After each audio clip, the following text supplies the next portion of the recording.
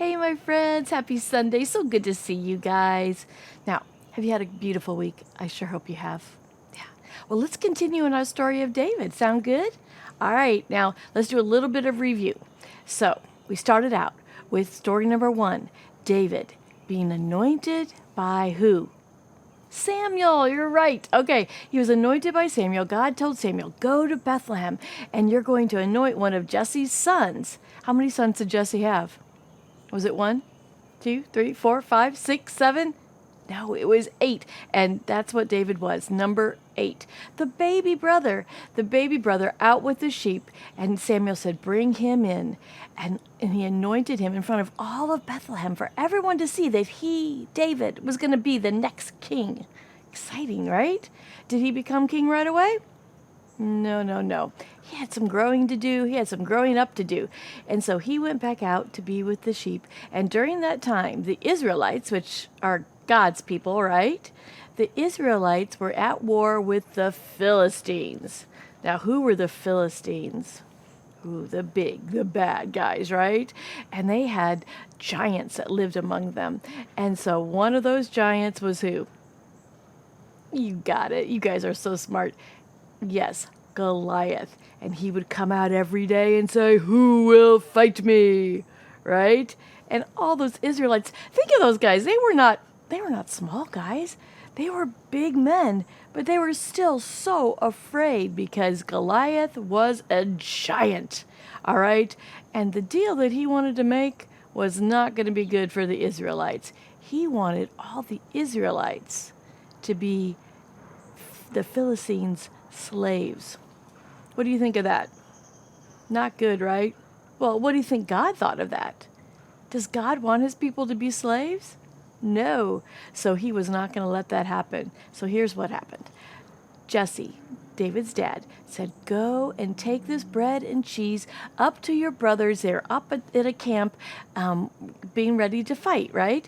And so they would have camps. Israelites would have camps on all the hills in between the valleys. And he took the bread and the cheese out to them. And that's when Goliath came out with, who will fight me? And everyone was so afraid. But not David. He said, I'll do it. Have you ever volunteered to do something tough? Probably not fight a giant. But have you ever volunteered to do something when nobody else wanted to do it? When everybody else maybe was a little afraid, or too lazy, or too not interested.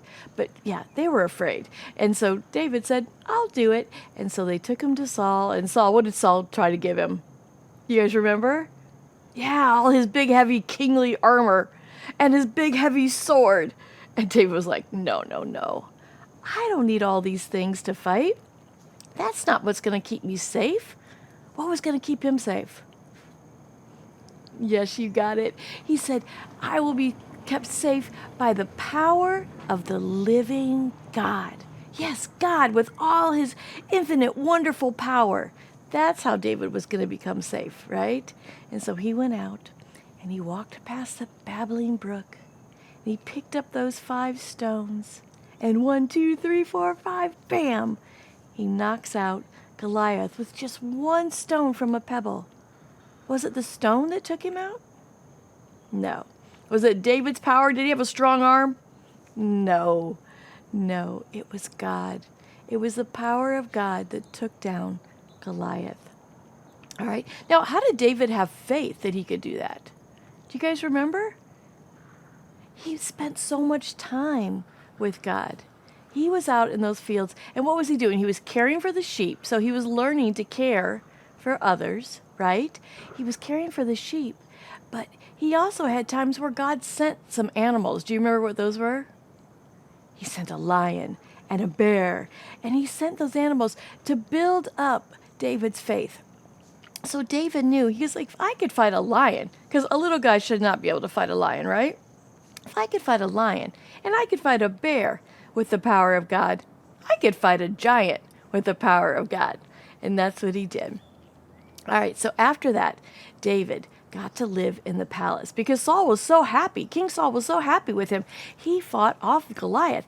And so he said, yes, come and live with me. And he also liked him because what did David do while he was at the palace? Do you guys remember? Yes, he would play the harp and sing. And who was he singing to? Yes, he was singing to God. He was worshiping. All through our story of David, David is worshiping God. He's building his strength and his faith by worshiping the one true God. That's how you become strong in the Lord, all right? You spend time with him. And so David was spending a lot of time with the Lord, and he was getting stronger and stronger. And so the wars went on with the Israelites against the Philistines. And Saul would take David out with him. He's like, if he could fight this giant, he could fight all these other warriors, right? And so he would go out, and David would fight, and David would win. And the people of Israel, the Israelites, they were so happy with David. And so Saul would come back, and they would be like, yes, great job, Saul. And David would come back, and they were so excited. They would sing, and they would dance, and they would say, Saul has fought, and he's slain the thousands, but David, it was that, but David has slain the tens of thousands, so many more. They were loving David, and the people were so happy, and Saul was so jealous, right? This is what we talked about last week. He was so jealous that his insides started burning, right? He started getting so angry and so jealous. And does anything ever good come out of being jealous? No. Absolutely not. Have you ever been jealous? Have you ever been jealous of your brother or your sister? Have you ever been jealous of a friend? Right? Nothing good happens when we're jealous. We need to be thankful and know that God is so good and he loves us so much. We have everything we need. We don't need to be jealous of others. We don't need what other people have. Right? Well, Saul's heart was not good, and he was not spending time with God. And so he became jealous, and he wanted David to die. And he tried. You remember last week we talked about he tried throwing spears at him a couple of times, and David would dodge.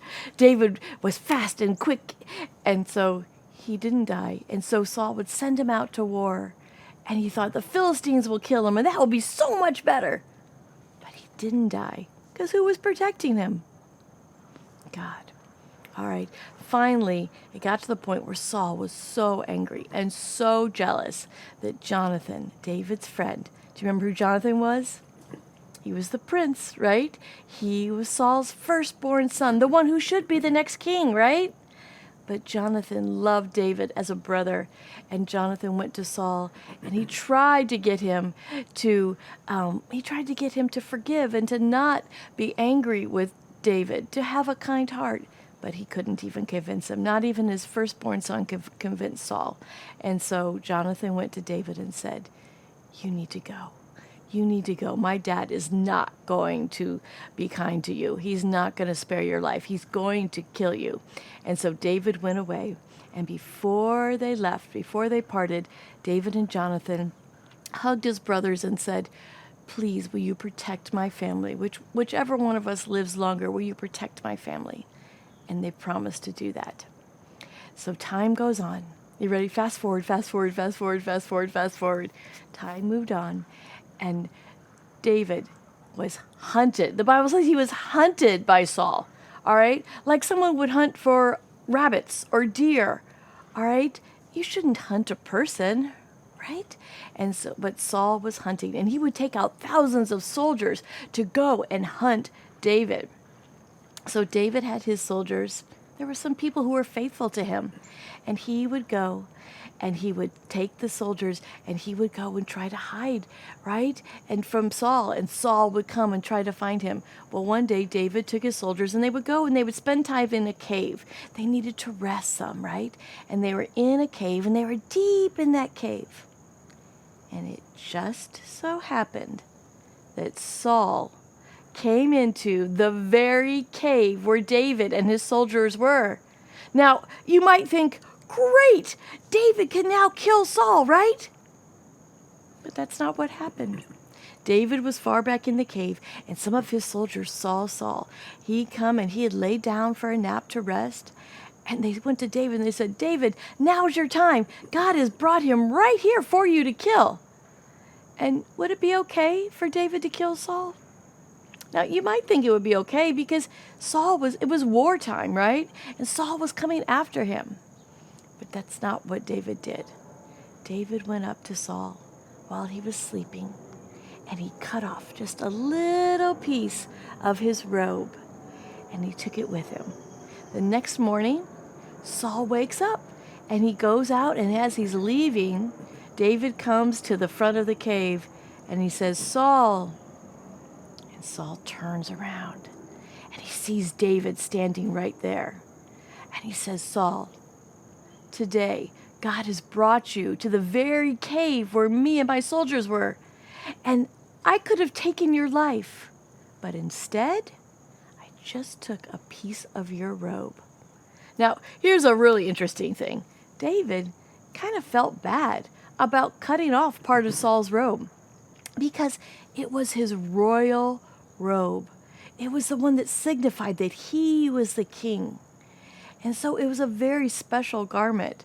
And so David, he felt a little guilty about taking that, but not as bad as if he would have killed Saul, right? And so here's David holding that piece of robe, and Saul suddenly sees, oh my goodness, David could have killed me right then, and he spared my life. And something came over him, and he thought, David, I'm so ashamed. I'm so sorry. I've been hunting you and wanting to kill you, and here you are. Here you are protecting me. You took care of me. You did not kill me, even when you could have. I'm so sorry, David. And he's like, I'm so ashamed. He says, you are a better man than me, and one day you will be king. So Saul knows that it's not going to be Jonathan, his son, who's going to be king. It's going to be David. And so he says, you will be king. I'm so sorry. But do you think Saul stays that way? Do you think Saul stays ashamed and repentant? No. And that's going to be our story next week. All right, we're going to learn how Saul's heart does not stay pure. He doesn't stay worshiping God and loving God. His heart again becomes dark. But let's talk about you and me for a minute. So Saul, he knew that it was because of God that David didn't kill him. David actually went and bowed down before the king.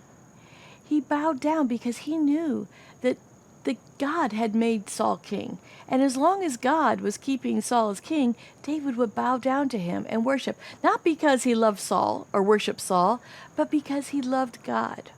All right? Are there people that we need to forgive in our lives? David forgave Saul for wanting to kill him and didn't give back to him what Saul had given to him. He forgave, and he just took that piece of robe. Are there people that we need to forgive? Are there people that need to forgive you and me? Yes, probably both those things are true. This week, you guys, I want you to look, and I want you to see, who do I need to forgive? And even if those people don't ask for forgiveness, Saul wasn't there asking for forgiveness, was he? He was hunting David. But David forgave him anyway. All right, are there people that we need to forgive? And what are the things that God has forgiven us for? And we need to thank God. All right? We need to thank God that he's the one true God. We need to thank him that we could come to him at any moment with anything, and he hears us. All right? He hears us. He knows us, and he's there for us. I hope you guys will think about those things. Think about the life of David. Now, David is not going to be always perfect, is he? He's going to make mistakes just like you and me. But we can learn from the times when he's spending time with God and he's forgiving Saul. He's forgiving his biggest enemy. Can we forgive those who do things against us? Can we forgive because Jesus forgave us? All right? He forgives us for oh so many sins. And I hope you will recognize that. I hope you will see that and know that this week. Because God loves you so much that He forgave you. He sent His one and only Son. All right, you guys, I love you. God loves you. I hope you have a beautiful week. I'll see you soon.